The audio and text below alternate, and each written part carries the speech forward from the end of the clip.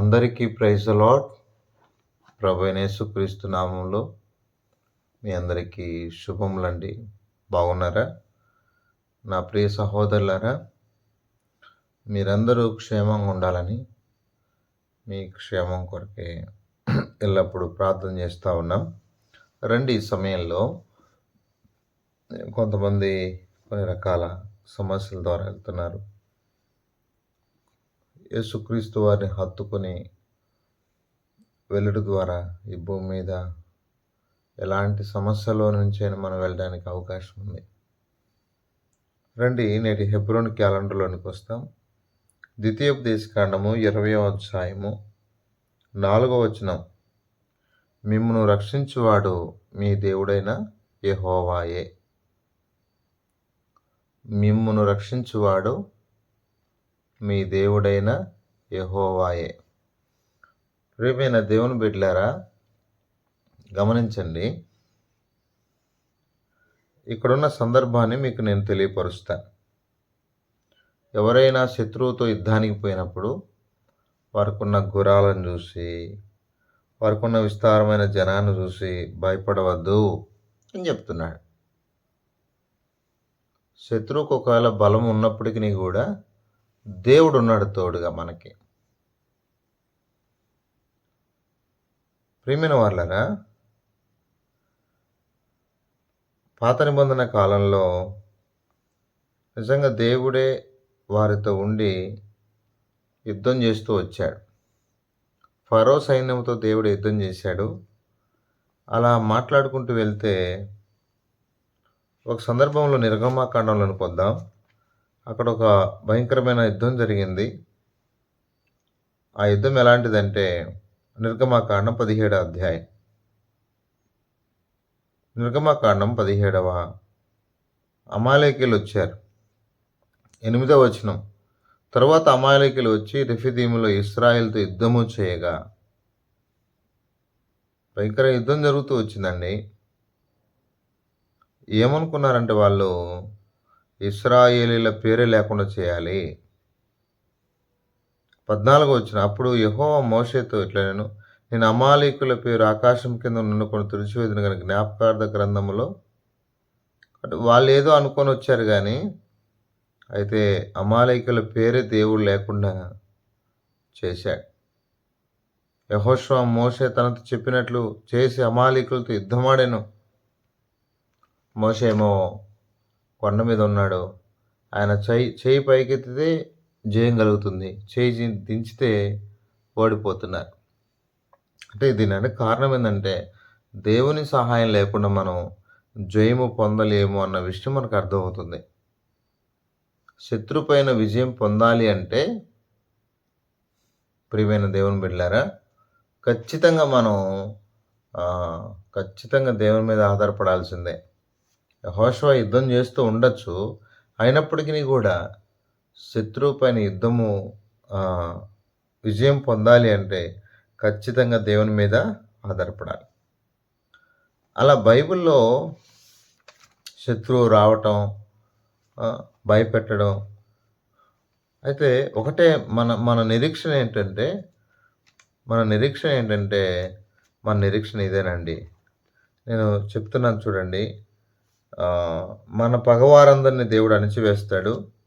మన శత్రువుల్ని దేవుడే. అర్థమైందా? అవును, దేవుడే కనికర. దినవృత్తాంతములు ఆ మాట చదువుతాను నేను, వినండి. దినవృత్తాంతములు 2వ గ్రంథం 20వ అధ్యాయము అనుకుంటాను. నేను ఈ మాట చదువుతున్నాను, జాగ్రత్తగా ఆలకించండి ప్రియమైన దేవుని. 20వ అధ్యాయం. ఇక్కడ విస్తారమైన సమూహము దండెత్తి వచ్చారు. మోయాబీయులు, అమ్మోనీయులు, మయోనీయులు దండెత్తి యెహోషాపాతు మీదకి వచ్చారు. శత్రు సైన్యం వచ్చేసింది. దేవుని ప్రజలారా, ఇప్పుడు ఏం చేయాలి? జనాలేమో భయంకరంగా ఉన్నారు. అర్థమవుతుందా? ఇక్కడ మనం కనుక గమనిస్తే ఇక భయంకరమైన శ్రమలో ఉన్నారు వాళ్ళు. ఎందుకంటే చాలామంది వారి మీదకి దండెత్తి వస్తున్నారు. అందుకే యెహోషాపాతు ఇలా ప్రార్థన చేశాడు.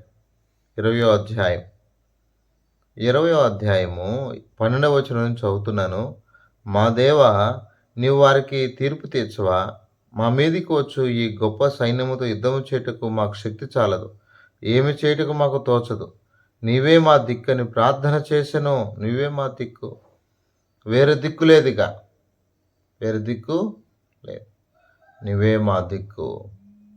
కాబట్టి నా ప్రియ సహోదరులారా, ఈ భూమి మీద దేవుడే మన దిక్కు. అర్థమవుతుందా? అవును. ఆయన తప్ప వేరే దిక్కు మనకేం లేదు. ప్రియమైన దేవుని బిడ్డలారా, ఇక్కడ యెహోషాపాతు చక్కగా ప్రార్థన చేస్తూ ఉన్నాడు. దేవా, నీవే మా దిక్కు. ఈ గొప్ప సైన్యంతో యుద్ధం చేయడానికి మాకు శక్తి లేదు. ఇప్పుడు దేవుడేమన్నాడంటే ఒకటే అన్నాడు. 15వ వచనాలు, యూదావార్లారా, యెరూషలేము కాపురస్తులారా, యెహోషాపాతు రాజా, మీరందరూ ఆలకించుడి. యెహోవా చెప్పునదేమనగా, ఈ గొప్ప సైన్యమునకు మీరు భయపడకుడి, జడియకుడి. ఈ యుద్ధం మీరు కాదు, దేవుడే జరిగించును. అంతే. కాబట్టి కొన్ని యుద్ధాలు వస్తాయి. శత్రువు మన మీద చాలామందిని రేపుతాడు కూడా. ఒక్కోసారి రేపుతాడు. దావీదు మీదకి సౌలు రేగాడు. మరి షిమి లాంటి వారు రేగారు. రకరకాలైన వారు రేగారు. పౌలు గారు సేవ చేసేటప్పుడు ఎంతోమంది కపట సహోదరులు, అపాయాలు, ఆపదలు ఎన్నో వచ్చాయి. నమ్మకమైన సేవకులకు, పరిచారకులకు కూడా కష్టాలు వస్తాయి. ఎందుకు వస్తాయంటే వారి భూమి మీద సత్యాన్ని స్థాపిస్తున్నారు కనుక, శత్రువు ఓర్చుకోలేడు కనుక, ఎవరి ద్వారానైనా మన మీద దాడి చేయొచ్చు. ఎవరైనా మన మీద దాడి అయితే యోబు మీద సాతాను దాడి చేశాడు. ప్రాణాన్ని ఏం చేయలేదు. అర్థమైందా? దేవుడు ఉన్నాడు యోబు గారి తోడుగా. సాతాను ఏం చేస్తాడు? సాతాను ఏమి చేయలేడు. కాబట్టి ఒకటే మన ఆయుధం ఏంటంటే ప్రార్థనే మన ఆయుధం. ఆయన పాదాలు పట్టు. విశ్వాసమే మన ఆయుధం. ప్రేమే మన ఆయుధం. శత్రువును జయించడానికి, శత్రువును ఓడించడానికి, లోకమును జయించిన విజయం మన విశ్వాసమే. లోకాన్ని జయించాలంటే, సాతాను జయించాలంటే, నా ప్రియ స్నేహితుడు, దేవుడు లోకమును ఎంతో ప్రేమించాడు. ప్రేమ ద్వారానే జయించగలిగాడు సమస్తాన్ని యేసుప్రభు వారు. ఇక్కడ చూడండి, యుద్ధం మీరు కాదు, నేను చేసేదన్నాడు. అర్థమైందా? యుద్ధము మీరు కాదు, దేవుడే యుద్ధం చేశాడు. అర్థమైందా? ఆ సందర్భంలో దేవుడే యుద్ధం చేశాడు. శత్రువుతో మనం పోట్లాడాల్సిన అవసరం లేదు. మన పక్షాన దేవుడు ఉన్నాడు. అయితే ఒకటి మాత్రం నిజం, దేవుడు చెప్పినట్టు మనం చేస్తూ ఉండాలి. మనకు అప్పుడప్పుడు భయం వేస్తూ ఉంటుంది. కొన్నిటిని చూసినప్పుడు కొన్ని సాతాను ముళ్ళుగా మన దేహంలో ఉంటాయి. భయపడద్దు. ఎందుకు చెప్తున్నానంటే, మనల్ని శోధిస్తూ శత్రువు మన ఎదుటికి చాలా తీసుకొని వస్తాడు. కాబట్టి అలాంటి సమయాల్లో బహు జాగ్రత్తగా ఉండాలి. సంఖ్యాకాండం, ఈ మాట చదువుతాను చూడండి. సంఖ్యాకాండము, ప్రియమైన దేవుని బిడ్డలారా, సంఖ్యాకాండంలో అక్కడ కూడా వీళ్ళు కూడా ఇలా భయపడతారు. భయపడినప్పుడు 13వ అధ్యాయం సంఖ్యాకాండం 13వ అధ్యాయం 30వ వచనం, కాలేబు మోషే ఎదుట జనులను నిమ్మలపరిచి, మనము నిశ్చయముగా వెలుదము, దాన్ని స్వాధీనపరచుకుందాము, దాన్ని జయించుటకు మనకు శక్తి చాలనేను. అయితే అతనితో కూడా పోయిన ఆ మనుషులు, ఆ జనులు మనకంటే బలవంతులు, మనం వారి మీదికి పోజాలమనిరి. మరియు వారు తాము సంచరించి చూసిన దేశము గురించి ఇశ్రాయేలుతో చెడ్డ సమాచారం చెప్పి, మేము సంచరించి చూసిన దేశము తన నివాసులను భక్షించు దేశము, దానిలో మాకు కనబడిన జనులు ఉన్నత దేహులు. వింటున్నారా? ఏం చేస్తారు వాళ్ళు? మా దృష్టికి మేము మిడతల్లా ఉన్నామంటున్నారు. ఇక చూడండి, కాలేబేమో వారిని నిమ్మలపరుస్తుంది. ఏం కాదు, దేవుడు మనకున్నాడు. వారు ఎలా ఉన్నా పర్లేదు, వారి దేహదారుఢ్యం ఎలా ఉన్నా పర్లేదు, దేవుడు మన పక్షాన ఉన్నాడు. ఐగుప్తులోంచి బయటకు వచ్చేటప్పుడు మీకు నేను తోడుగా ఉండలేదా? కాబట్టి ఒకవేళ శత్రువు విషయంలో ఏదైనా భయం ఉంటే, మనకున్న భయాలు ఆర్థిక ఇబ్బందులు, అనారోగ్య సమస్యలు, ఇంకా కొన్ని శత్రువుతో పోరాడేంత విశ్వాసులు తక్కువ మంది. ఎవరున్నారు శత్రువుతో పోరాడేవాళ్ళు? మన యుద్ధోపకరణములు భౌతికమైనవి కాదు కదా. మనం పోరాడున్నది లోక సంబంధమైన మనుషులతో కాదు కదా. శరీరులతో, ఈ లోకనాథులతోనూ, అంధకార సంబంధమైన దురాత్మ శక్తులతో పోరాడుతున్నాం, యుద్ధం చేస్తున్నాం. మనం యుద్ధం చేయాల్సింది మనుషులతో కాదు. మనుషుడు ఈరోజు తిడతాడు, రేపు పొగుడుతాడు. ఈరోజు పొగుడుతాడు, రేపు తిడతాడు. మనుషులతో యుద్ధం చేయాల్సిన అవసరం లేదండి. వదిలేసేయండి, వారిని వదిలేసేయండి. నిన్ను తిట్టినా దూషించిన ఇంకొకటి చేసి వదిలేసేయండి వాళ్ళని. నువ్వు పోరాడాల్సింది సాతానుతో పోరాడాలి, యుద్ధము చేయాలి. ఎఫెసీయులకు రాసిన పత్రిక 6వ అధ్యాయం 10వ వచనం, తుదకు ప్రభు యొక్క మహాశక్తిని బట్టి ఆయన యందు బలవంతులై ఉండుడి. మీరు అపవాది తంత్రములను ఎదిరించుటకు శక్తిమంతుడగునట్లు దేవుడిచ్చు సర్వాంగ కవచం ధరించుకోవాలి. పోరాడేవాడు, యుద్ధం చేసేవాడు దేవుడిచ్చే సర్వాంగ కవచం ఉంది, దాన్ని ధరించుకోవాలి. అది లేకుండా ఎలా పోతావు యుద్ధానికి? డాలు ఉండాలి. రాసుంది సర్వాంగ కవచం అంటే నడుమునకు సత్యమును తట్టి, నీతి అను మైమరువు అంటే మొత్తం నీతి, పాదములకు సమాధాన సువార్తను జోళ్ళు, ఇవిగాక విశ్వాసమను డాలు, దుష్టుని యొక్క అగ్ని బాణాలు ఆర్పుటకు శక్తిగల వారంగా మారాలి. రక్షణ శిరస్త్రాణము అంటే తలకు ధరించేది, దేవుని వాక్యమును ఆత్మ ఖడ్గము ధరించుకొని మనం ముందుకెళ్ళాలి. ఇవే లేకుండా ఒట్టొట్టి మాటలతో ముందుకెళ్తే లాభం? దేవుని వాక్యమైన ఆత్మ ఖడ్గం మన జీవితాల్లో ఉండాలి.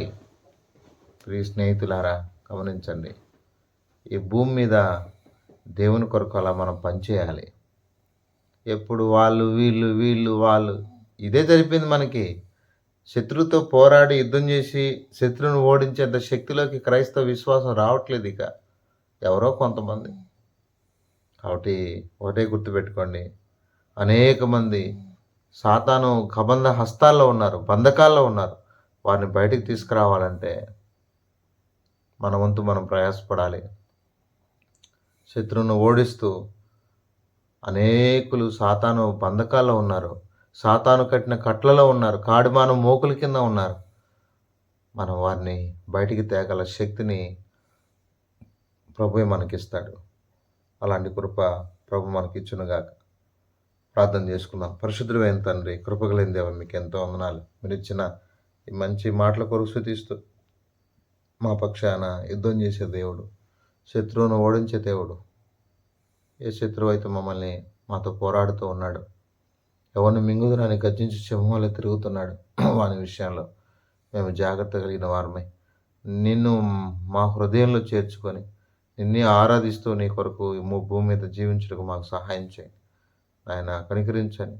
నీతి అను శిరస్త్రాణం కలిగి మైమరుగు కలిగి నా తండ్రి నీ కొరకు ఈ భూమి మీద సత్యమను నడికట్టు కలిగి నా తండ్రి నాయన కనికరించండి.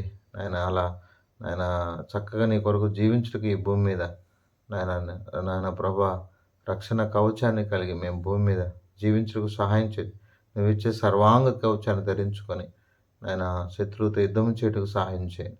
నువ్వే మా దిక్కు తండ్రి, ఈ భూమి మీద మాకు నువ్వే మా ఆధారం కనుక సహాయం చేయమని, ఎవరైతే రకరకాల పరిస్థితుల ముందుకెళ్తున్నారో వారిని మీరు ఆదరించమని, మీరే మహిమ పొందమని, మేము రక్షించేవాడు మీ దేవుడని యెహోవాయే అవును తండ్రి, మీరే మా రక్షకుడవు, మీరే మా నేను పాపం నుండి, శాపం నుండి, అంధకారం నుండి, చీకటి నుండి, నరకం నుండి తప్పించగల శక్తిమంతుడు ఎందుకే స్తుతిస్తూ యేసు పరిశుద్ధ నామములో ప్రార్థన చేసి అడిగి వేడుకుంటున్నాము తండ్రి. ఆమేన్.